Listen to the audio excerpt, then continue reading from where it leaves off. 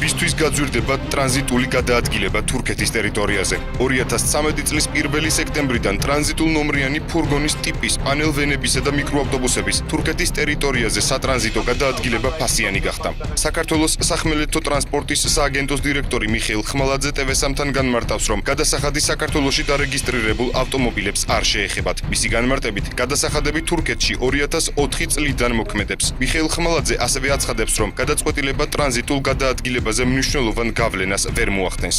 ეს რეგულაცია თურქეთში უკვე წლებია მოქმედებს, ყველა ქვეყანა იხდიდა, ეს არის დატვირთულზე 1200 евро და ცარიელზე 600 евро. რეალურად ეს ბიზნეს მანქანებია ხა ეს კიდევ ერთხელ დავაკონკრეტებ, რომ არ ეხება არც სუბუქ მანქანებს, ეს არ ეხება არანაირად საქართველოში რეგისტრირებულ მანქანებს, ანუ ანალოგიური ტიპის ქართულ ნომრიანი მანქანა, რომელიც ყვეს თურქეთის ტერიტორიას, ის არანაირ გადასახადს არ იხდის.